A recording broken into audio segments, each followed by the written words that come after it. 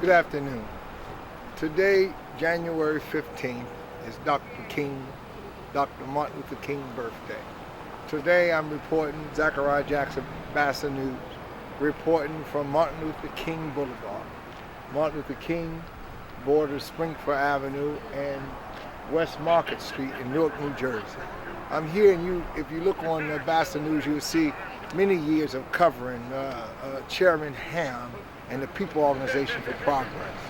At this moment, everybody's assembling, and I'm hoping for a large crowd, but if not, it's okay, because the dream is being lived, and it will continue to be lived. You know, some years ago, I visited Martin Luther King Center in Georgia. It wasn't my first visit, but maybe my third or fourth visit. And, you know, you find people from all over the world walking through the King Center. And then you wonder, what is the significance? Well, you know, the significance is this right here, is that no matter where you find mankind, Dr. King's message is relevant. Some people are facing it. Now, in America, the African American is the most expressive of his feelings and things, and perhaps maybe he is the most expressive because he lived here in America, where other people will run from their pain from other nations, and you don't seem to hear the echoes of it as you hear the African American, which I'm included, will express. But again, we out here, January 15th, his actual birthday. Now they're going to celebrate it tomorrow, but we out here today celebrating Dr. King's birthday, and I'm going to let you look over across the street at the People Organization for Progress, Chairman Larry Ham, the champion leader who has led us and many others for many years. Thank you.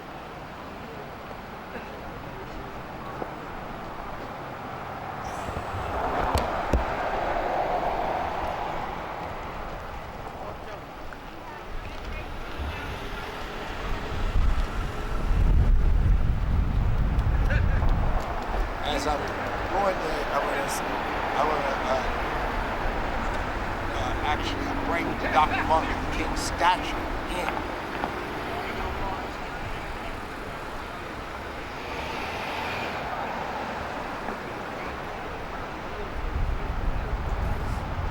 That's the Dr. Martin Luther King statue, and I was here about a year and a half ago with the late Reverend Ron Christian was here to christen the statue, and we always get a champion the opening of the statue, as many people from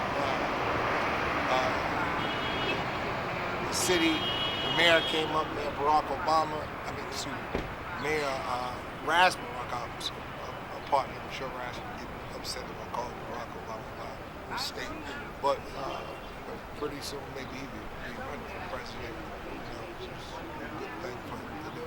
But and we were all here and celebrating this whole statue, as and Chairman Ham came up too.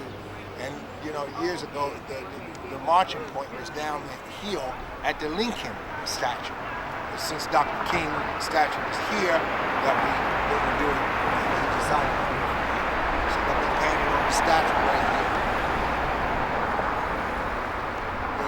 Dr. King right here on Martin Luther King Boulevard between West Market Street and Springfield Avenue.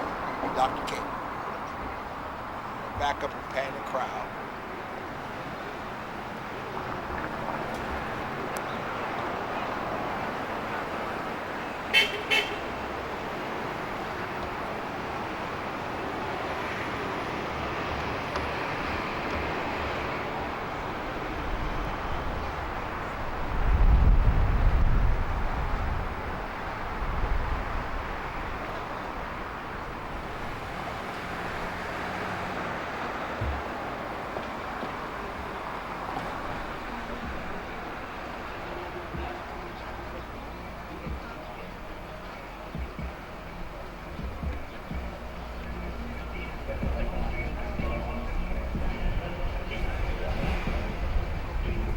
Go to a commercial break and come back. Power to the people. Long live Martin Luther King. Long live Martin Luther King. Long live Martin Luther King. Long live the civil rights movement. Long live the civil rights movement. Long live the civil rights movement. What do we want? When do we want it? What do we want? When do we want it? What do we want? When do we want it? No justice. No justice. No justice. If there ain't gonna be no justice, Martin Luther King, live like him, dare to struggle. Martin Luther King, dare to struggle. Martin Luther King, dare to struggle. Martin Luther King, dare to struggle. Martin Luther King, dare to struggle. Rosa Parks, live like her, dare to struggle. Rosa Parks, dare to struggle. Bring that Rosa Parks man over here. Bring her over. This is also her holiday too. Hang on this side here. There you go.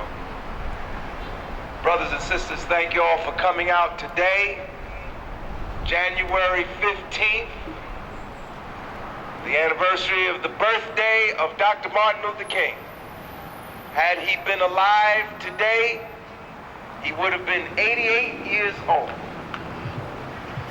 It's amazing to think that he didn't even get to live half that long. Assassin's bullet cut him down on April the 4th, 1968. They thought by killing the man, they could kill the vision. But the vision and the legacy of Martin Luther King lives on. And it lives on through us who are here today. I'm glad to see all of you today. Glad to see every person who came out today to remember the life and legacy of Dr. Martin Luther King. People's Organization for Progress, we have celebrated the birthday of Martin Luther King since our organization was founded in 1983. And so it is in that tradition that we're here today. But I think I'm reading your mind when I say that I believe that we feel that today's birthday celebration has extra special meaning. Because we've seen over this past year, particularly during this presidential campaign, not the reemergence, because it's always been here, but an intensification and a rise and increase in racist activity and racist violence here in the United States of America, but not just racist violence, all types of intolerance and hatred for which Dr. King would have been opposed. Dr. King not only opposed racism, but he opposed sexism. Dr. King not only opposed racism, but he opposed religious intolerance. He believed that all people should live together as brothers and sisters. And I believe that if Dr. King were alive today, he would be speaking out against the rampant Islamophobia and hatred that has been exhibited toward our Muslim brothers and sisters. Dr. King was one who believed that all people were members of the human family. And I believe if Dr. King were alive today, he would not tolerate the homophobia that we see in society today. We see with the intensification of racism and intensification of all forms of racism and intolerance. But Dr. King would not be sitting silently by while all this is happening. He would be on the front lines of struggle. And I think the best way we could celebrate his birthday today is to be out here marching in the street. And this must be the beginning. This must not be a one episode, a one serial episode. This has to be the beginning of a movement a movement of resistance to Trumpism. But believe me, brothers and sisters, Trump and Trumpism is just a manifestation of a deeper malady that exists in our society. That is, our society is built on racism and exploitation and oppression. And what we see today are manifestations of that. But we are here today to celebrate the life, the legacy of Dr. Martin Luther King. Dr. King was an extraordinary individual. Even as a child, he was high school at age 15, finished undergraduate school at 19, was an ordained minister by 22, had his PhD by the time he was 26 years old. But we don't remember him for all of that, do we? We don't remember him for his degrees and what college he went to. We remember Martin Luther King because he was a freedom fighter, because he put his life on the line, giving ultimately the greatest sacrifice that one can give, and that's one's life. I see to my right here the Rosa Parks banner. Dr. King, his life was very short, 39 years. But even shorter was the time that he had, that he made an impact on the world. Consider this, Dr. King was asked to be the president of the Montgomery Improvement Association in 1955. December 5th is the beginning of the Montgomery bus boycott. And Dr. King is assassinated April 4th, 1968. That's just 13 years. 13 years was the duration of his leadership, just 13 years. And in that 13 years, he experienced brutal oppression. The night of the first rally for the Montgomery bus boycott, Dr. King's house was bombed, with his wife and children in the house. His house was bombed several times. When he wrote his first book and was doing an autograph signing in Harlem, he was nearly stabbed to death by a woman, a deranged woman in Harlem. He was arrested 39 times. He was arrested so much his children asked him, "Daddy, why you go to jail so much?" Right? No, this is true. Why you go to jail so much? Arrested 39 times. How many people in here have been arrested 39 times besides for parking tickets? I'd have to raise my hand. But 39 times, acts of civil disobedience that led to his arrest. When he took the civil rights movement north, he was nearly stoned to death in Chicago, Illinois. Not in Selma, in Chicago. They tried to stone him to death in Chicago. And then, standing on the balcony of the Lorraine Motel, he was shot dead by an assassin's bullet. Dr. King didn't die a natural death. He didn't die of disease. He didn't die in his sleep. He died upon the orders of people in the United States government. And this is confirmed because Coretta Scott King went to court, filed suit against the federal government. And in that trial, which I believe took place in 1999, that federal judge ruled that Martin Luther King was the victim of a conspiracy in which at least 11 intelligence agencies were a part of. And as far as I'm concerned, I can't speak for you, I can only speak for myself. The case of the assassination of Martin Luther King is still an open case, and those who had anything to do with his death still need to be brought to justice. We can't let these things be swept under the rug. But we remember Martin Luther King because he was the titular leader of the civil rights movement, but we always have to keep that in mind. Dr. King wasn't the civil rights movement. He was one of the leaders of the civil rights movement. The masses of people made up the civil rights movement. Grassroots people, working people, poor people, people of conscience. That was the real army of the civil rights movement. And Dr. King happened to be the one that would be one of the major spokesmen for that movement. But we also remember Dr. King because his work was both a synthesis of theory and practice. Most of us think of Dr. King as just a great orator, but Dr. King was a prolific writer. He wrote 6 books: Measure of a Man, his autobiographical statement, Stride Toward Freedom, his story of the Montgomery bus boycott, Strength to Love, where he outlines the ideological and philosophical roots of his philosophy of nonviolence. Why We Can't Wait, that's where you can find the letter from a Birmingham jail.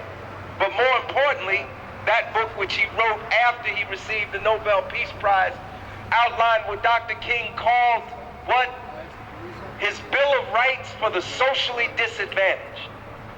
He wrote that in '64, and by 1968, he just said the Economic Bill of Rights, because Dr. King understood that the struggle was not just about legal rights. The struggle was also about economic justice. And that's where Dr. King was at the end of his life. Where was he at?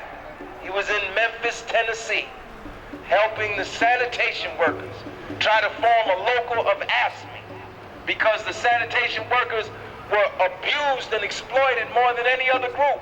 They were being killed in the giant trash compactor. That's what sparked the strike. One of the workers had been killed in one of the compactors. And AFSCME called on Dr. King to come to Memphis. This was in '68. Said, Dr. King, please come and add your voice and your effort to help us get this union. And Dr. King's advisors didn't want him to go to Memphis because they were planning the Poor People's Campaign. They said, King, you don't have time to go to Memphis. You got to go to Washington for this Poor People's Campaign. He said, no, I got to help those struggling sanitation workers who were making then less than $1 an hour. And Dr. King went to Memphis. And there's where he met the assassin's bullet. But I could end the story of his life right there. But most people don't know that a year after Dr. King was killed, his brother was killed. Did you know that?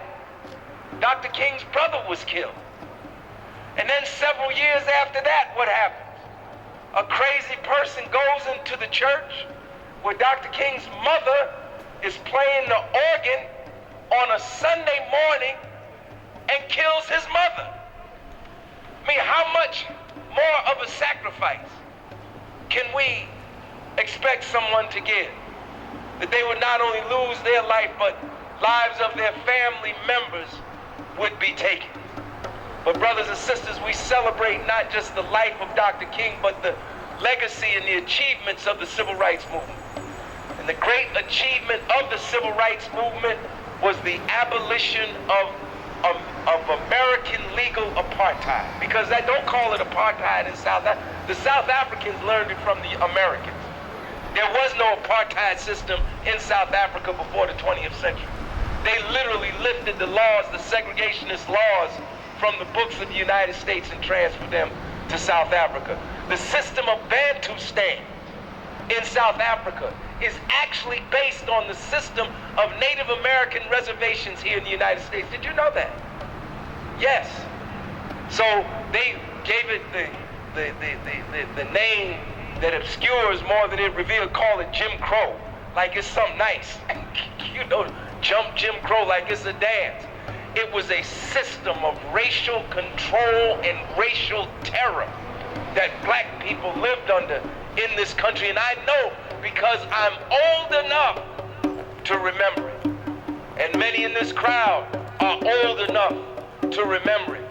How black people were killed and lynched with impunity. We protest against police brutality today. A lot of black people didn't even make it to jail. They would be put in a police car and taken somewhere else, like little Emmett Till, and beaten and mutilated and castrated. When they killed the civil rights workers, Goodman, Schwerner, and Cheney, and they started dragging the rivers looking for their bodies, other bodies came up of people who had been lynched. From the end of the 19th century to about the middle of the 20th century, nearly 7,000 black people recorded lynchings of black people. Do you know, we joke today about stuff like reckless eyeballing, right? Reckless eyeballing was a law. It was a law. You remember a couple of months ago, somebody was killed down in South Carolina, and the police said what? Said I went after him because he looked me in the eye. Because in the South, legally, at one time, legally, it was the law that a black person couldn't look a white person in the eye. If white people come down the street, you had to step off the sidewalk. I mean, this is just the little stuff. It was a system of racial control and racial terror. And if you were thought to be a civil rights worker or someone who would speak out about the oppression and about the racism and discrimination, you get a visit from the Ku Klux Klan.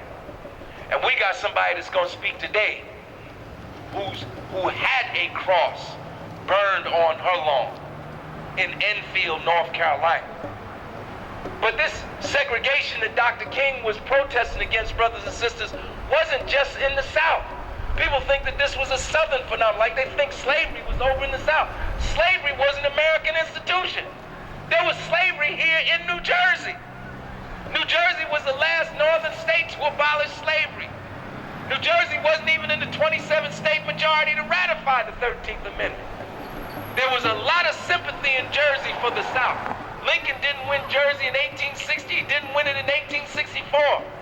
When Lincoln issues the Emancipation Proclamation, the New Jersey State Legislature nullifies Lincoln's power to emancipate slaves in this state.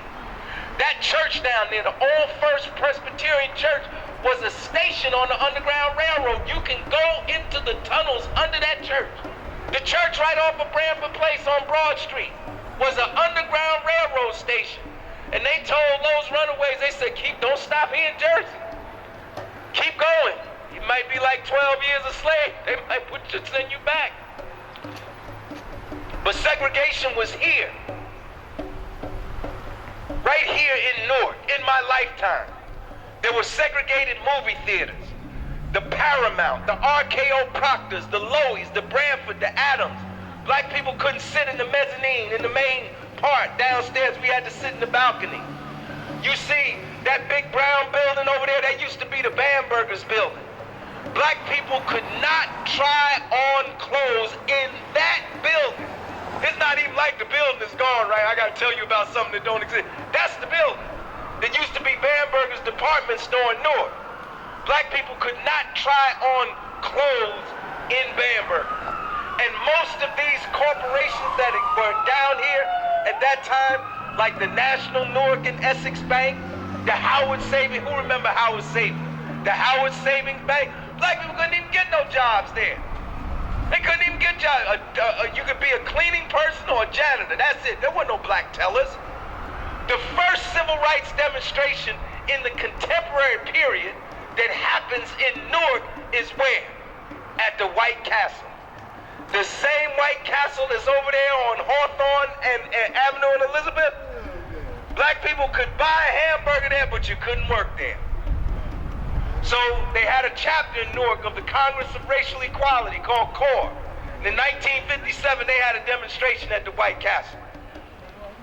This Jim Crow was right here. We had segregated beaches. We had segregated swimming pools. I'm talking about up here. I ain't even talking about Montgomery. I'm talking about Olympic Park, when at one time black people could only come on certain nights. Negroes could not come any day of the week. Negroes could only come on certain nights. And this goes to Dr. King in one of his speeches. He's telling his little daughter asked, Daddy, why can't I go to Funtown? Funtown was like this little amusement park, right? Daddy, why can't we go to Funtown? Because black kids weren't allowed to come to the amusement park. What? I lived up on 12th Street. We didn't even have a swimming pool in our area. We had to go to Vailsburg to the Boylan Street pool. How many know a Boylan Street pool I'm talking about? You'll never believe this, but there was a time when they would chase us out from Boylan Street pool. They would chase us from Boylan Street all the way down to the Parkway. I know because I was one of the ones that was chased. Segregation was here, brothers and sisters. In fact, it's still here. The great accomplishment of the civil rights movement was the abolition of legal de jure apartheid segregation, but de facto apartheid still exists. In fact, New Jersey is one of the most racially segregated states in the nation. It's more segregated here than some of them states down south. The New Jersey public schools are the 5th most segregated state public school system in the nation. Somebody, am I right or wrong? I'm right. Housing segregation. We were the most segregated states in the top 10 in the United States of America. So the great accomplishment of the civil rights movement was the abolition of legal apartheid, but the work that we have to do today is the abolition of de facto apartheid that still exists in this country. And we see the manifestation of this even in this last presidential election. How is that? Well, here's how it is. Donald Trump did not win the popular vote. He didn't win the election. He didn't even win it close. Hillary Clinton, we could have a whole discussion how it happened, but let's just talk about the numbers. Hillary Clinton got 3 million more votes than Donald Trump. Now, how is it that we're taught in school from the time we elect the homeroom representative to the time we're old enough to vote, to the time we elect governors and senators and congresspeople, that is majority rule, but when we get to the president, 170 million people can vote, but only 538 people actually make the decision. And they talk about totalitarianism somewhere else, right? They talk about totalitarianism somewhere else. Many of us had never really given this serious thought. We always thought we elected the president, but it's an electoral college that elected the president. And the Electoral College is, in fact, a vestige of the system of racial enslavement here in this country. How is this? It is because the southern states, the southern slave-holding, newly formed states, wanted to have a greater voice because they felt they were outnumbered. Why was that? Because the white populations in the northern states were larger than the white populations in the southern states. So what did they do?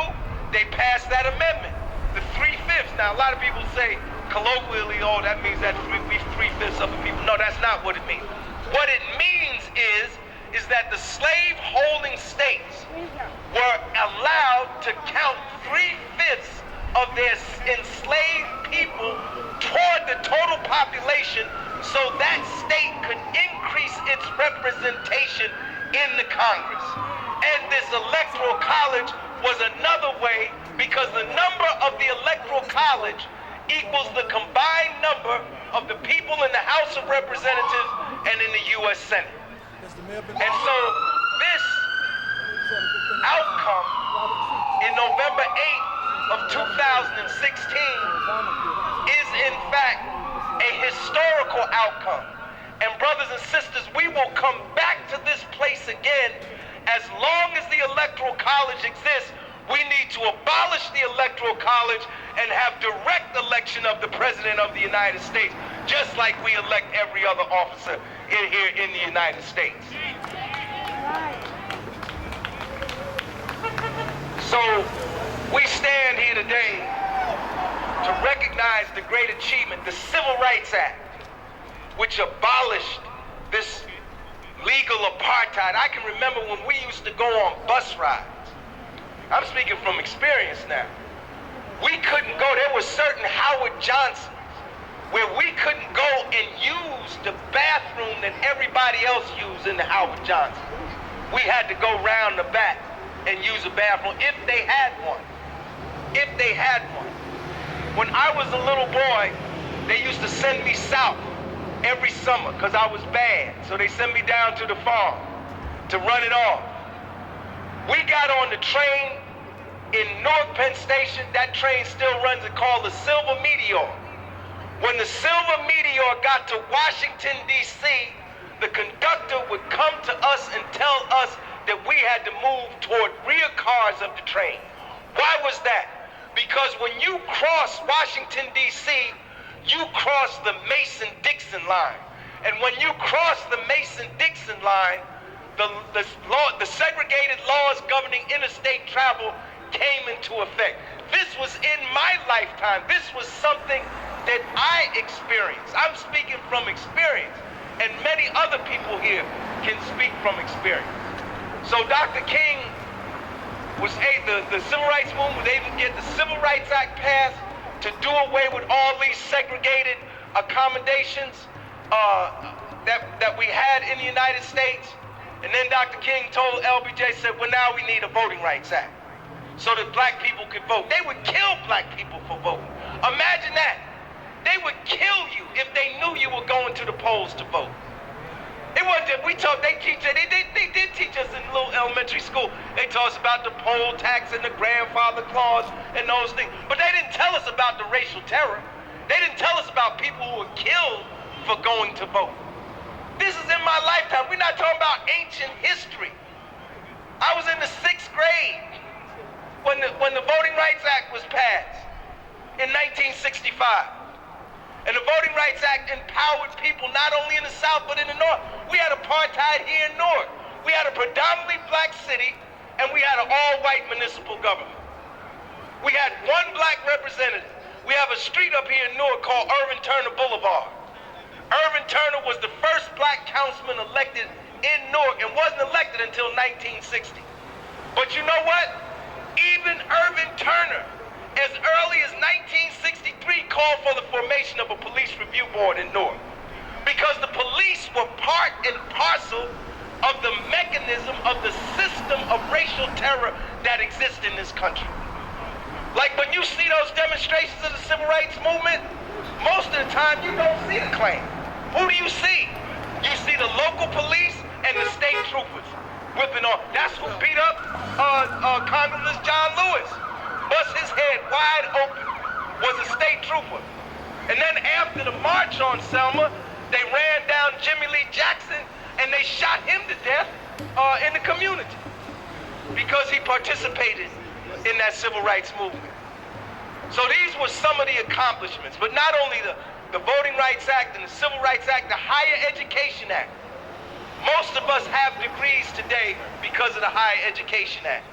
There was no financial aid before 1966. There was no EOF. There was no such thing. There was only the GI Bill. And if you joined the Army, and if you were lucky enough to live, you could avail yourself of some benefits of the GI Bill. A low interest loan to get a house and some money to go to school. It was the Civil Rights Movement that demanded that these institutions, most of them, even Rutgers, which was a public school, they didn't accept a whole lot of black people.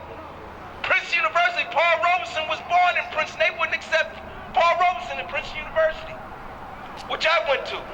The Higher Education Act, which came after the Voting Rights Act, ferried through Congress by Adam Clayton Powell, Adam Clayton Powell Jr.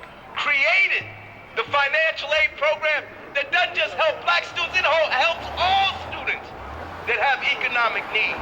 See, people have to understand, the civil rights movement just didn't benefit black people. It benefited a whole lot of working and poor people of all races, brothers and sisters. This is very important to remember. Very important to remember. But at the end of his life, Dr. King was becoming more and more radical. He was being pushed in some ways to the left by people like Stokely Carmichael, who later became Kwame Ture. Many people talk about Dr. King's opposition to the war in Vietnam, but many people don't know that his wife, Coretta Scott King, came out against the war before he did. He was being pushed. Remember Congressman John Lewis, who's been in the news lately because, and I agree with him, Donald Trump is not a legitimate president. He's not my president. I agree with John Lewis on this. He is not our president. I don't always agree with John, but on this one I got to agree with John. He is not legitimate. But it was in the news lately about John Lewis and that Dr. King was becoming increasingly radical. I raised John Lewis because John Lewis was a member of SNCC. SNCC came out against the war in Vietnam before 1963. And in fact, John Lewis was going to speak about the war in Vietnam at the March on Washington in they told John Lewis, don't speak about Vietnam. They actually edited out that part of the speech, and you can actually go and find the part of the speech that was edited out. Just Google John Lewis speech, 1963 March on Washington, and you'll see, because they didn't want to upset. You know, the same stuff that be going on today was going on then. Political expediency. They said, y'all don't talk about the war in Vietnam because we trying to get these Democrats and Dixiecrats to vote for the Civil Rights Act and the Voting Rights Act, so don't talk about Vietnam. So John didn't talk about Vietnam, but ultimately, Dr. King came out against the war in Vietnam. In fact, it's so ironic, maybe it's more than ironic. His most famous speech on the war, he started coming out against the war publicly in 1966, but his most famous speech was A Time to Break the Silence. People know that speech popularly as Why I Oppose the War in Vietnam. But the name of the speech was A Time to Break the Silence because Dr. King said, we've been silent too long on Vietnam. And he came out against the war in Vietnam, gave that speech at the Riverside Church in New York City on April 4th, 1967. He was assassinated on April 4th, 1968. But it wasn't just because of the war that they assassinated Dr. King. They assassinated Dr. King because he was becoming increasingly critical of our economic system. The very first speech I ever heard by Dr. King wasn't the I Have a Dream speech. It was a speech he gave after he received the Nobel Peace Prize. And I heard Dr. King say the words, our system of monopolistic capitalism. Because he was talking about overproduction. They didn't know what to do with all this corn and wheat they had. Dr. King said, I know what to do with the corn and the wheat. Put it in the bellies of the children that go to bed hungry at night in the United States of America. That's what Dr. King said. You read that book, Where Do We Go From Here, Chaos or Community? Dr. King says we need a radical redistribution of power and wealth in our society. That's a quote. Quote, we need a radical restructuring of our socio-economic system. This is why they killed Dr. King. Not just because he said those things, but because he had the ability to unite a broad enough critical mass of people that perhaps could have actually brought this about. And this is the task that faces us today. This is the work that Dr. King left us. We must put that coalition of people together. Look, we all have our group struggles. Black people struggling against racism, women struggling against sexism, workers struggling against attacks on labor rights, and on and on and on. Yes, we have our particular struggles, but we got to find a way to knit all of these different struggles together into one great movement that can transform this society, brothers and sisters. That's the task and we've been like a helicopter hovering in place for the last 50 years because we've actually gone backwards. Our demands that we are making today are less radical than the demands that Dr. King was making in 1968. Do you know in 1968, Dr. King was calling for not just charity for the poor, he was calling for the elimination of poverty. And how was he going to do that? Dr. King, in his Economic Bill of Rights, called for a guaranteed minimum income for all Americans in 1968. And we stepped back from that. We stepped way back. Now we're trying to catch back up to it with $15 an hour and jobs at a living wage. If you work 40 hours a week, you should have enough money to support your family, pay your bills, have a decent quality of life. This is the richest country in the world. There's no reason why any student that has the desire to go to college shouldn't be able to go to college. If they got free college in Europe, we should have free college right here in the United States of America for all of our people. As early as 1968, the demand for universal health care is not a demand. Do you know that people have been making that demand since the administration of Teddy Roosevelt at the beginning of the 20th century? It's an old demand. Because what is the whole purpose of society if in fact we don't make life easier and better for people? What is the purpose of all this technology and all these advances if in fact people's lives are degraded and harder and harder and harder?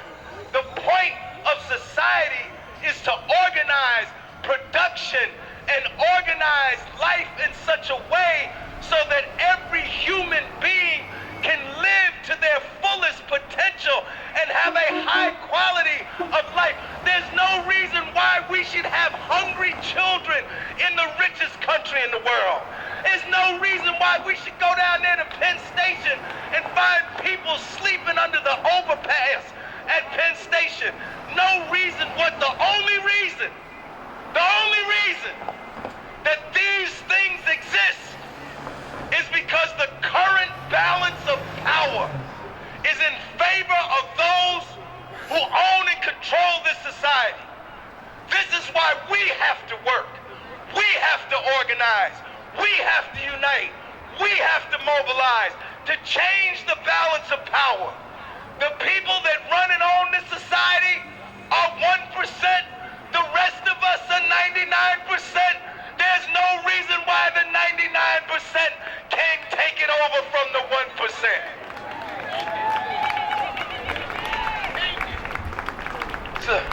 So brothers and sisters, I'm not saying anything new here. All that I've said, Dr. King had already said. And if you just read his work, and I challenge those of you today who are here. You know, when we come together like this, we talk about changing the world and changing the country. I'm going to ask you to do one little thing. We got a national monument to Martin Luther King. We got a national holiday to Martin Luther King. But I dare anybody to come up here to this mic and tell me that Dr. King's writings are required reading in any high school or middle school in the state of New Jersey. I don't understand how we can have a national monument, a national holiday, and the children don't know any more about Dr. King than I have a dream, including some of you. If we're going to have a national holiday and a national monument, his writings should be required readings at least in our secondary schools and in our colleges. So I challenge you to go back to the schools in your community, to have a meeting with the principal and the superintendent in your community and say, what can we do to make this happen? Because there was a law passed in New Jersey called the Amistad Act. And the Amistad Act requires that black studies be taught in all courses, not just in black courses, in all areas of academic endeavor. There should be the contributions that black people have made. That's a law in New Jersey. Most people don't know that. And the man that passed that law is right there. Former Assemblyman Bill Payne. Give him a big hand. He's the one that passed that law.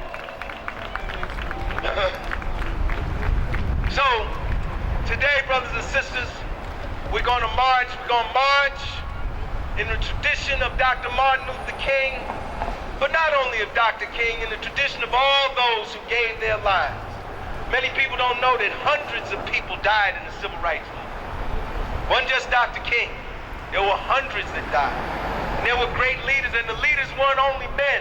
There were as many great women leaders in the civil rights movement as there were men leaders. In fact, one of those great people, Fannie Lou Hamer, was right here in New Jersey. When Fannie Lou Hamer protested, it was right on the boardwalk here of Atlantic City when the Democratic Convention was being held. So we have all kind of connections in New Jersey to the civil rights movement. But right now, we're gonna march in a few minutes, but before we march, we're gonna hear from a few people. I want to bring together, I told y'all about how people were terrorized by the Klan. I'm gonna bring a lady, a living witness of Klan terror to you right now. Her name is Willa Cofield. Where's Willa? Willa Cofield. Where is she? Where's Willa Cofield? Willa, give her a hand. This is Willa Cofield. Give her a big hand. Willa Cofield. Tell the people what you experienced. Hello, everyone, and thank you for being here. I want to say that it's an honor and privilege for me to come to share in this celebration of Martin Luther King's birthday. I always keep up with Martin Luther King's speech because I happen to be 3 months older than he. They don't have a bridge stage in which to stand. But we're going to try to get you the words of what she says, so I'm going to zoom in on the crowd. 1929. I also had another slight association. He crossed my path, I am sure. In 1951, he was studying at the University of Pennsylvania. There were about 6 Negroes, they were called at that time, black people, on the campus of the University of Pennsylvania. And he was studying in one of the buildings called Bennett Hall for 1 summer. And I was there, I was a student there that summer. I don't remember seeing him, and I never knew that he was there when I was there, but I read it in the paper that the students at the University of Pennsylvania published. The second time I actually saw him, I was in his presence at a White House conference in 1965. They called a conference in Washington and invited civil rights leaders from all over the South to come to Washington. Now, they don't have a White House conference in the White House. I've never been to the White House. They actually have the conference in hotels. And this conference was in the Mayflower Hotel in Washington, D.C. And there were civil rights leaders from all over the South. Martin Luther King was the centerpiece. Wherever you saw him, there were not quite as many people as are here, but there were dozens of people surrounding him. You couldn't get close to him. When you did see him, he looked as if he had just put on a beautiful suit, and he was just glowing. He wore these light colored suits, and he looked great.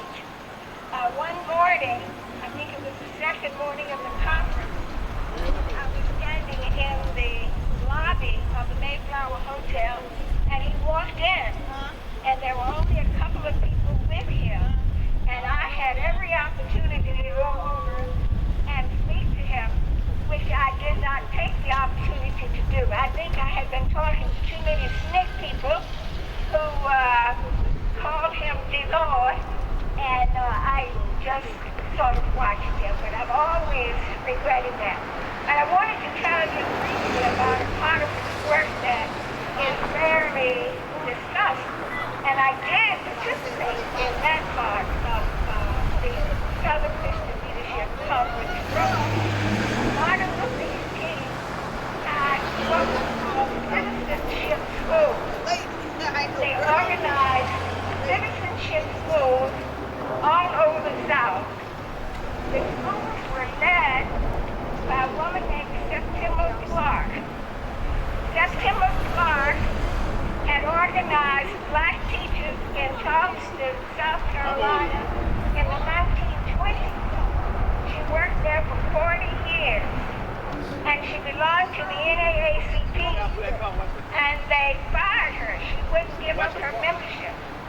So she went to the Highlander School in Tennessee, and she carried with her a curriculum that she and Esau Jenkins and Bernice Robinson had developed in the South Sea Islands off the coast of South Carolina.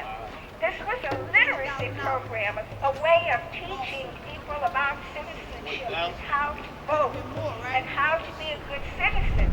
The Highlander School adopted this curriculum, and Martin Luther King and the American Missionary Association took the program over, and they started implementing it all over the South.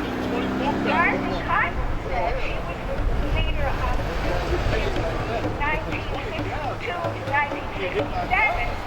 She said wherever you saw an intense protest across whatever community The leaders had been educated, had been trained in the citizenship school. Now, I had a chance to go and be trained in the citizenship school. On the same weekend that Goodman, Turney, Tati, and Swerner were missing, I took 15 students to Dorchester, Georgia, to be trained at Martin Luther King School. And it was a wonderful week. When we saw where we had to sleep, when we saw what we had to eat, we almost felt like going back home. But there was so much spirit, there was so much enthusiasm, we soon forgot the crude quarters that we had to stay in.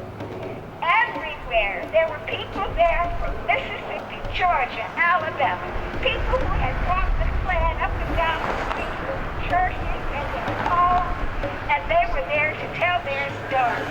Everybody was just so up. And the thing I remember most was to see everywhere we went, there were freedom songs. If you look for me on the back of the bus and you don't see me nowhere, come on up to the front of the bus and I'll be riding out there. So, everywhere, the songs just broke out. On the porch, in the dining room, in the classrooms, all over the place. My students did not want to go home. They were crying when we left that place. And we went back to Halifax County, North Carolina. I started my literacy class because the idea was that you brought these people in and you taught them how to read and how to write, and you used political terms because they had taught us new words, like I had never heard about power structure before, but we learned habeas corpus. I didn't know of those things, but I was able to share it with people in my community. And we had a graduation ceremony, and these old people, some of them were almost as old as I am now, got certificates signed by Martin Luther King. So the citizenship program was kind of like what happens at POP, where Larry teaches us Black history and tells us about political things, demystifies government. You see how much he knows about Martin Luther King. He's the best teacher I think I've sat under. He is an excellent teacher. So POP is performing the work of the citizenship schools, and they were vital to the success of Martin Luther King. So I invite all of you to come to our meetings on Thursday night at Abyssinia Baptist Church. Am I telling it right?